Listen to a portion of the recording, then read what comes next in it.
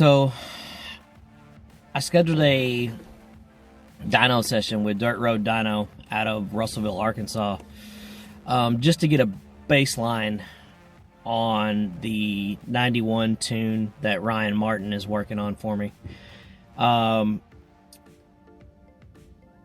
we ended up with was a tune that doesn't have hardly any timing in it, and there's really not any added boost right now.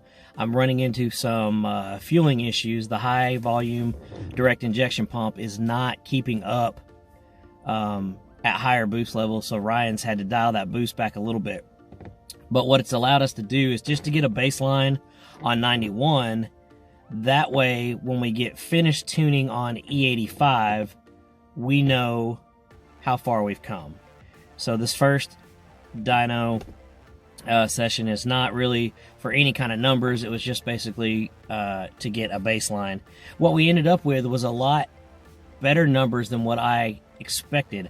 I was guessing probably lower 300s with torque in the mid 300s. What we came out with was 388 horsepower on one of the runs.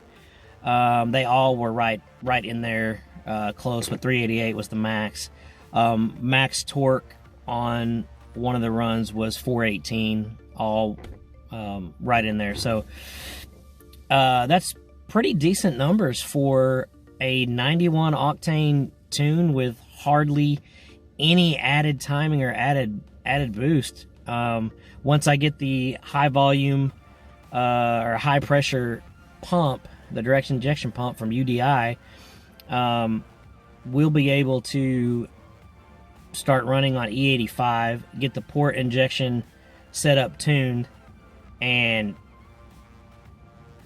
turn the timing and boost way up. This thing is gonna be a riot, and I can't wait. So thanks for tuning in. Really appreciate it. And if you like the videos, give it a thumbs up.